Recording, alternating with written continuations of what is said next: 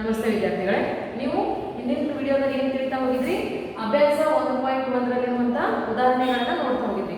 ಈಗ ನಾವು ಮುಂದೆ ಅಭ್ಯಾಸ 1.1 ರಲ್ಲಿರುವಂತ ಇನ್ನೊಂದಿಷ್ಟು ಕೆಲವು ಉದಾಹರಣೆಗಳನ್ನ ನೋಡ್ತಾ ಹೋಗೋಣ. ಹಾಗಾದ್ರೆ ನಾವು 1 ರಿಂದ 4 ರವರೆಗೆ ಇರುವಂತಹ ಉದಾಹರಣೆಗಳನ್ನ ನೋಡಿದ್ವಿ.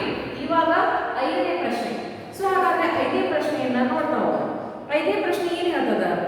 ಮೋಹನ್ ತನ್ನ ಬ್ಯಾಂಕ್ ಖಾತೆಯಲ್ಲಿ 2,000 ರೂಪಾಯಿ ಠೇವಣಿ ಇರಿಸಿ ಮರುದಿನ 1,642 ರೂಪಾಯಿಯನ್ನ ಹಿಂದೆ ತೆಗೆದುಕೊಳ್ಳುತ್ತಾನೆ.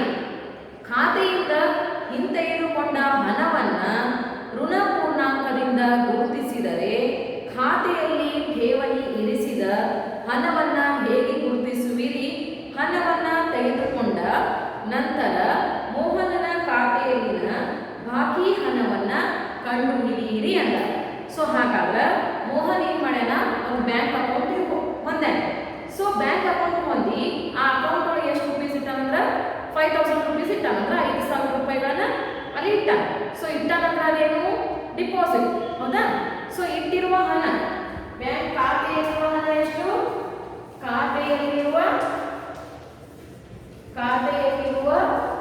ಹಣ. ಸೊ ಖಾತೆಯಲ್ಲಿರುವ ಹಣ ಎಷ್ಟು? 5,000 ರೂಪಾಯಿ, ಹೌದಾ? ಸೊ ನಂತರ ಹಿಂತೆಗೆದುಕೊಳ್ಳುತ್ತಾನೆ. ಎಷ್ಟು ರೂಪಾಯಿ ಹಿಂತೆಗೆದುಕೊಳ್ತಾನೋ? 1,642 ರೂಪಾಯಿನ ಹಿಂದೆ ತೆಗೆದುಕೊಳ್ತಾನೆ. ಸೊ ಹಿಂತೆಗೆದುಕೊಂಡ ಹಣ ಹಿಂತೆಗೆದುಕೊಂಡ ಹಣ ಎಷ್ಟು ರೂಪಾಯಿ? 1,642 ರೂಪಾಯಿ. ಹಾಗಾದ್ರೆ ಮೋಹನನ ಖಾತೆಯಲ್ಲಿರುವ ಬಾಕಿ ಹಣ ಎಷ್ಟು ಅಂತ ಕೇಳಿದೆ. ಬಾಕಿ ಹಣ ಇರುವಂತ ಮೊತ್ತ 5,000, ಹೌದಾ? ಸೊ ತೆಗೆದುಕೊಂಡ ಹಣ ಹೋಗಿ ರೊಕ್ಕ ತಕೊಂಡ ವಿಡ್ರಾ ಮಾಡ್ಕೊಂಡ. ಸೊ ಎಷ್ಟು ತಕೊಂಡ? 1,642 ರೂಪಾಯಿನ 5,000 ಒಳಗಿನ ತಕೊಂಡ್ಮ್ಯಾಗ ಉಳಿದಿರುವ ಹಣ ಏನ್ ಮಾಡಬೇಕು? ಮೈನಸ್ ಮಾಡಬೇಕು, ಪ್ಲಸ್ ಮಾಡಬೇಕು, ಮೈನಸ್ ಮಾಡಬೇಕು. ಯಾಕಂದ್ರೆ ಇಂತಿಷ್ಟು ಅಮೌಂಟ್ ಐತಿ, ಅದ್ರಾಗ ಈಗ ಸ್ವಲ್ಪ ಅಮೌಂಟ್ ತಕೊಂಡಿನಂದ್ರ ಉಳಿದ ಹಣ ಎಷ್ಟು ಅನ್ನ ನಾವು ಏನ್ ಮಾಡಬೇಕು? ಮೈನಸ್ ಅನ್ನ ಮಾಡಬೇಕು. ಸೊ ಮೈನಸ್ ಮಾಡ್ಬೇಕಾರ ನಾವು ಏನ್ ಮಾಡಬೇಕು? ಬಾಕಿ ಉಳಿದ ಹಣ ಇಸ್ ಈಕ್ವಲ್ ಟು ಏನ್ ಬರೀತಾ ಹೋಗ್ತೀವಿ? ಇವಾಗ ಕಳಿಬೇಕು. ಸೊ ಕಳಿಬೇಕಾರ 10ರಲ್ಲಿ 2 ಹೋದ್ರೆ ಎಷ್ಟು ಬಿಟ್ಟು 8 ಬರುತ್ತೆ, ಹೌದಾ? ಎಲ್ಲ 10ರಲ್ಲಿ 5ಅನ್ನ ಕಳೆದ್ರೆ ಎಷ್ಟು ಇರ್ತದ? 5. 10ರಲ್ಲಿ 7 ಕಳಿಬೇಕು. ಸೊ 7 ಕಳೆದ್ರೆ 3. ನೆಕ್ಸ್ಟ್ ಎಲ್ಲ 10ರಲ್ಲಿ 2ಅನ್ನ ಕಳೆದ್ರೆ 3,358 ರೂಪಾಯಿ. ಅಂದ್ರೆ ಬಾಕಿ ಉಳಿದ ಹಣ ಎಷ್ಟು ಉಳಿತು? 3,358 ರೂಪಾಯಿ ಬಾಕಿ ಉಳಿತು.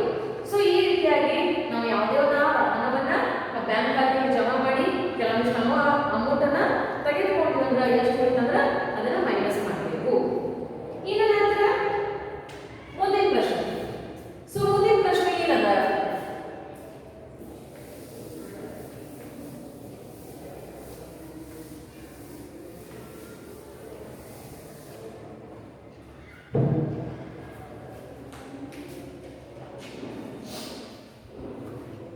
ರೀಟಾ 20 ಕಿಲೋಮೀಟರ್ ದೂರವನ್ನ ಎ ಬಿಂದುವಿನಿಂದ ಬಿ ಬಿಂದುವಿಗೆ ಪೂರ್ವ ದಿಕ್ಕಿನಲ್ಲಿ ಕ್ರಮಿಸುತ್ತಾಳೆ. ಸೊ ಏನದ? ರೀಟಾ ಏನ್ ಮಾಡ್ಯಾಳ? 6ನೇ ಪ್ರಶ್ನೆ. ಸೊ ಹಿಂಗದ ಇಲ್ಲದ ಕ್ರಮಿಸುವುದಾರಿ. ರೀಟಾ ಅನ್ನಕ್ಕೆ ಏನ್ ಮಾಡ್ಯಾಳ? ಎ ಬಿಂದುವಿನಿಂದ ಅಂದ್ರ ಇಲ್ಲಿ ಎ ಬಿಂದು ತಗೋರಿ, ಇಲ್ಲಿ ಬಿ ಬಿಂದು ತಗೋರಿ. ಸೊ ಎ ಬಿಂದುವಿನಿಂದ ಬಿ ಬಿಂದುವಿಗೆ ಎಷ್ಟು ಕಿಲೋಮೀಟರ್ ಹೋಗ್ತಾಳ? 20 ಕಿಲೋಮೀಟರ್ ಹೋಗ್ತಾಳ. ಸೊ ಹೋಗ್ತಾಳ ಮೇಲೆ ಅದು ಯಾವ ದಿಕ್ಕಿಗಾಗ್ಯದ? ಪೂರ್ವ ದಿಕ್ಕಿಗಾಗ್ಯದ. ಸೊ ಇದು ಪೂರ್ವ ದಿಕ್ಕಿಗೆ ಹೋಗ್ತಾಳ. ನಂತರ ಅವಳು ಬಿ ಇಂದ ಪಶ್ಚಿಮಕ್ಕೆ 30 ಕಿಲೋಮೀಟರ್ ದೂರವನ್ನು ಅದೇ ರಸ್ತೆಯಲ್ಲಿ ಕ್ರಮಿಸುತ್ತಾಳೆ. ಅಂದ್ರೆ ಇಲ್ಲಿ ಬಿ ಇಂದ 20 ಆದ್ಮೇಲೆ ಎಷ್ಟು ದೂರ ಹೋಗ್ತಾಳೋ?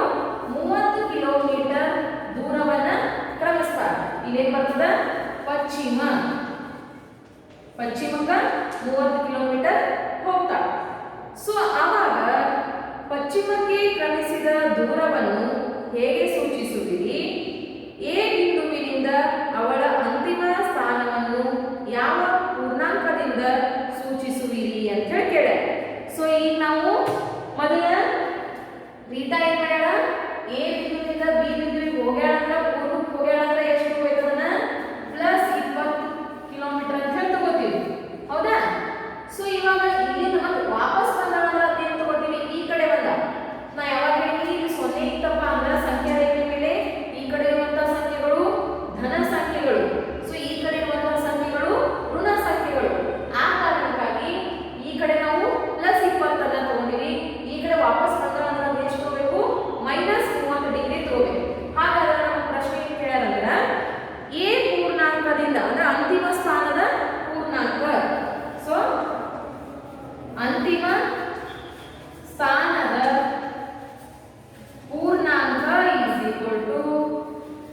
ಪೂರ್ಣಾಂಕ ಈಸ್ ಈಕ್ವಲ್ ಟು ಏನ್ ಮಾಡಬೇಕು 20 ಮೈನಸ್ 30.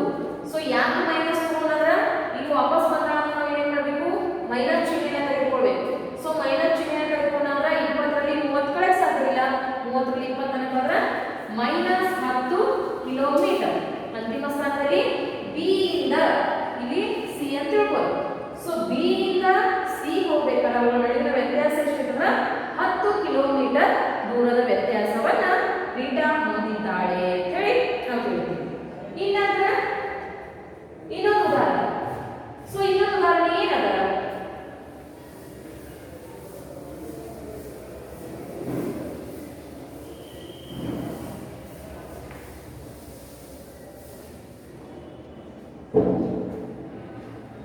ಒಂದು ಮಾಯಾ ಚೌಕವನ್ನ ನೀಡಲಿದೆ. ಸೊ ಆ ಮಾಯಾ ಚೌಕವನ್ನ ನೀಡಿ ಅದು ಮಾಯಾ ಚೌಕ ಹೌದು ಅಲ್ಲೋ ಅಂತ ಹೇಳಿ ಪರೀಕ್ಷಿಸೋಣ. ಸೊ ಈ ರೀತಿಯಾಗಿರದ ಒಂದು ಮಾಯಾ ಚೌಕ. ಈ ಮಾಯಾ ಚೌಕದಲ್ಲಿ ನಾವು ಕೊಟ್ಟ ಏನದ 5 minus 1 minus 4 minus 5 minus 2 7 0 3 minus 3. So ಇದು ಮಾಯಾ ಚೌಕ ಹೌದು ಅಲ್ಲೋ ಅಂತ ಹೇಳಿ ಪರೀಕ್ಷೆ ಮಾಡಿ ಅಂತ. ಸೊ ಮಾಯಾ ಚೌಕ ಹೌದು ಅಲ್ಲೋ ಪರೀಕ್ಷೆ ಮಾಡ್ಬೇಕಾದ್ರೆ ಮಾಯಾ ಚೌಕ ಅಡ್ಡವಿಗೆ ಮೊತ್ತ ಮಾಡಿದಾಗ ಅಂದ್ರೆ ಅಡ್ಡ ಸಾಲಿನಲ್ಲಿ ಇದೇನು ಅಡ್ಡ ಸಾಲುಗಳ ಮೊತ್ತ ಮಾಡಬೇಕು. ಸೊ ಈ ಕಡೆ ಇರುವುದೇನು ಕಂಬ ಸಾಲುಗಳ ಮೊತ್ತ ಮಾಡಬೇಕು. ಸೊ ಇದು ಕರ್ಣಗಳ ಮೊತ್ತ ಮಾಡಬೇಕು. ಸೊ ಕರ್ಣಗಳ ಮೊತ್ತ ಮಾಡಬೇಕು. ಅಡ್ಡ ಸಂಖ್ಯೆಗಳನ್ನ ಕೂಡಿಸಿದ್ರು ನಮ್ಗೆ ಅದೇ ಆನ್ಸರ್ ಬರಬೇಕು. ಕರ್ಣಗಳ ಮೊತ್ತ ಮಾಡಿದ್ರು ನಮ್ಗೆ ಅದೇ ಆನ್ಸರ್ ಬರಬೇಕು. ಕಂಬ ಸಾಲಿನ ಮೊತ್ತಗಳನ್ನು ಮಾಡಿದ್ರು ನಮ್ಗೆ ಅದೇ ಆನ್ಸರ್ ಬರಬೇಕು. ಸೊ ಎಲ್ಲ ಆನ್ಸರ್ ಒಂದೇ ಬರ್ತಪ್ಪ ಅಂದ್ರೆ ಇದು ಒಂದು ಮಾಯಾ ಚೌಕ ಹೌದು. ಎಲ್ಲ ಆನ್ಸರ್ ಬೇರೆ ಬೇರೆ ಬಂತು ಅಂದ್ರೆ ಅದು ಒಂದು ಮಾಯಾ ಚೌಕ ಅಲ್ಲ. ಸೊ ಹಾಗಾದ್ರೆ ಅಡ್ಡ ಸಾಲುಗಳನ್ನು ನೋಡೋಣ. ಅಡ್ಡ ಸಾಲು. ಸೊ ಅಡ್ಡ ಸಾಲುಗಳನ್ನು ನೋಡ್ತಾ ಹೋದಾಗ ಮೊದಲನೇది 5 ಪ್ಲಸ್ ಮಾಡಬೇಕು, ಮೊತ್ತನ ಮಾಡಬೇಕು. ಪ್ಲಸ್ ಆಫ್ ಮೈನಸ್ 1 ನಂತರ ಏನಿದೆ ಮೈನಸ್ 9 ಪ್ಲಸ್ ಆಫ್ ಮೈನಸ್ 4. ಇವಾಗ ಮೈನಸ್ 5 ಬರೀತೀವಿ. ನಂತರ plus into minus minus 1 plus into minus minus 4. So ಇವಾಗ 5 ಮೈನಸ್ ಏನಾಗೈತಿ ಪ್ಲಸ್ ಆಗತಿ. 4 1 ಎಷ್ಟು 5. 5ರಾಗ 5 ಹೋದಾಗ 0 ಬರ್ತದೆ. ಉತ್ತರ ಎಷ್ಟು ಬಂತು 0 ಬಂತು. ಇನ್ನು ನಂತರ ನಾವೇನು ಮಾಡಬೇಕು ಕಂಬ ಸಾಲುಗಳು ನೋಡ್ತಾ ಹೋಗ್ಬೇಕು. ಸೊ ಕಂಬ ಸಾಲು ಏನದ ಕಂಬ ಸಾಲು. ಸೊ ಕಂಬ ಸಾಲುಗಳ ಮೊತ್ತ ನೋಡ್ತಾ ಹೋದಾಗ ಮೊದಲು ಏನದ 5. So plus of minus 5 plus of 0. So ಇವಾಗ 5 ಬರ್ತೀವಿ ಪ್ಲಸ್ ಇಂಟು ಮೈನಸ್ 5 0 0. ಸೊ 5ರಲ್ಲಿ 5 ಹೋದಾಗ ನಮಗೆ ಎಷ್ಟು ಬರ್ತದೆ ಉತ್ತರ 0 ಬರ್ತದೆ. ಇವಾಗ ನೆಕ್ಸ್ಟ್ ಬರೋದು ಕರ್ಣ. ಸೊ ಕರ್ಣವನ್ನು ನೋಡ್ತಾ ಹೋದಾಗ ಮೊದಲ 5 ಪ್ಲಸ್ ಆಫ್ ಮೈನಸ್ 2 ನಂತರ ಏನದ ಮೈನಸ್ 3. So minus 3. ಸೊ ಇವಾಗ ನೋಡ್ತಾ ಹೋದಾಗ 5 plus into minus 2 plus into minus 3. ಇವಾಗ 5 ಹಾಕಬೇಕು ಮೈನಸ್ ಪ್ಲಸ್ 3 2 ಎಷ್ಟು 5. 5ರಲ್ಲಿ 5 ಹೋದಾಗ ಉತ್ತರ ಎಷ್ಟು ಬರ್ತದೆ 0. ಇವಾಗ ನೋಡ್ತಾ ಹೋದಾಗ ಇಲ್ಲಿ ಉತ್ತರ 0 ಬರ್ತದೆ. ಸೊ ಇಲ್ಲಿ ಉತ್ತರ 0 ಬರ್ತದೆ, ಇಲ್ಲಿ ಉತ್ತರ 0 ಬರ್ತದೆ. 3 ಉತ್ತರಗಳನ್ನ ಅಂದ್ರೆ ಅಡ್ಡ ಸಾಲು ಕಂಬ ಸಾಲು ಮತ್ತು ಕರ್ಣಗಳನ್ನ ಈ 3ಗಳನ್ನು ನಾವು ಹೋಲಿಸಿ ನೋಡಿದಾಗ 3 ಉತ್ತರಗಳು ಏನು ಬರ್ತದೆ 0 0 0 ಬರ್ತದೆ. ಹಾಗಾದ್ರೆ 3 ಉತ್ತರಗಳು ಒಂದೇ ತೆರನಾಗಿ ಬಂದಿರುವಂತಹ ಕಾರಣಕ್ಕಾಗಿ ಈ ಒಂದು ಕೊಟ್ಟಿರುವಂತಹ ಚೌಕ ಮಾಯಾ ಚೌಕ ಹೌದು ಅಂತ ಹೇಳಿ ಬರೀತೀವಿ. ಹಾಗಾದ್ರೆ ಇದು ಒಂದು ಮಾಯಾ ಚೌಕ ಹೌದು. ಇದು ಒಂದು ಮಾಯಾ ಚೌಕ ಸೊ ಇಲ್ಲಿ ಬಂದದಂದ್ರ ಇದು ಒಂದು ಟೋಟಲ್ ಮಾಯಾ ಚೌಕ. ಯಾಕಪ್ಪ ಅಡ್ಡ ಸಾಲುನು ಒಂದೇ ಆನ್ಸರ್, ಕಂಬ ಸಾಲುನು ಒಂದೇ ಆನ್ಸರ್, ಕರ್ಣನು ಒಂದೇ ಆನ್ಸರ್ ಬರ್ತದೆ. ಸೊ ಈ ರೀತಿಯಾಗಿ ನಾವು ಇದೊಂದು ಮಾಯಾ ಚೌಕ ಹೌದು ಅಲ್ಲ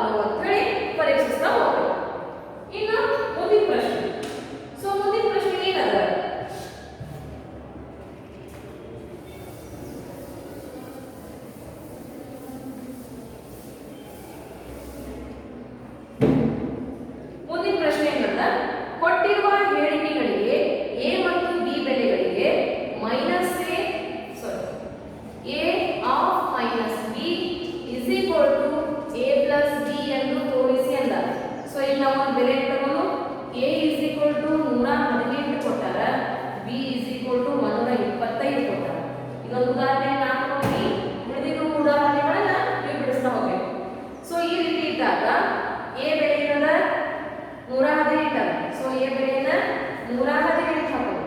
ನಂತರ ಮೈನಸ್ ಬಿ ಅದ. ಸೊ ಬಿ ಬೆಲೆ ಏನದ minus of 125 is equal to A ಬೆಲೆ 118 ಪ್ಲಸ್ ಬಿ ಬೆಲೆ 125. ಈ ರೀತಿಯಾಗಿ ಬಂದು ಮೈನಸ್ ಮೈನಸ್ ಏನಾಗೈತಿ ಪ್ಲಸ್ ಆಗಿದೆ.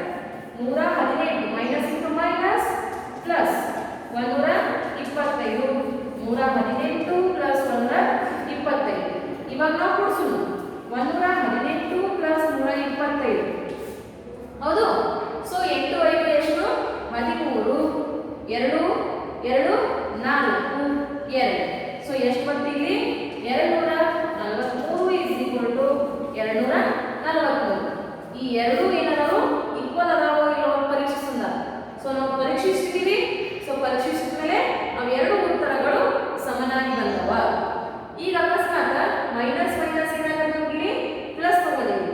118 ಇಲ್ಲಿ 125 ಇಲ್ಲಿ 118 ಇಲ್ಲಿ 125. ಅಕಸ್ಮಾತ್ ನಮಗ ಇಲ್ಲಿ ನಮ್ಮ ಆನ್ಸರೇ ಅಂದ್ರೆ ನಮ್ಗೆ ಇಲ್ಲಿ ಮೈನಸ್ 125 ಕೊಟ್ಟಿರೋದು. ಸೊ ಮೈನಸ್ 125 ಕೊಟ್ಟಿರೋದು ಆಲ್ರೆಡಿ ಮೈನಸ್ ಐತಿ. ಮೈನಸ್ ಮೈನಸ್ ಏನಾಗೈತಿ ಪ್ಲಸ್ ಆಗೈತಿ. ಸೊ ಪ್ಲಸ್ ಆಗಪ್ಪ ಅಂದ್ರೆ ಪ್ಲಸ್ ಇಂಟು ಮೈನಸ್ ಇಲ್ಲಿ ಮೈನಸ್ ಚಿಹ್ನೆ ಬರ್ತದೆ. ಸೊ ಮೈನಸ್ ಚಿಹ್ನೆ ಬರ್ತದ್ರೆ ನನ್ನ ಉತ್ತರ ಇದು ಬೇರೆ ಬರ್ತದೆ. ಸೊ ಉತ್ತರ ಬೇರೆ ಬರ್ತದೆ. ಸೊ ಈಗ ನಾವು ಈಗ ಎಲ್ಲ ಚಿಹ್ನೆ ಪ್ಲಸ್ ಕೊಟ್ಟರಪ್ಪ ಅಂದ್ರೆ ನಮ್ಗೆಲ್ಲನೂ ಸಮನಾಗೇ ಬರ್ತಾವೆ. ಅಕಸ್ಮಾತ್ ನಮ್ಗೆ ಕೊಟ್ಟಿರುವಂಥ ಉತ್ತರ ಮೈನಸ್ 125 ಕೊಟ್ಟಿದ್ರೆ ನಮ್ಮ ಉತ್ತರ ಬೇರೆ ಬೇರೆಯಾಗಿ ಬರ್ತದ. ಸೊ ಈ ರೀತಿಯಾಗಿ ನಾವೇನ್ ಮಾಡಬೇಕು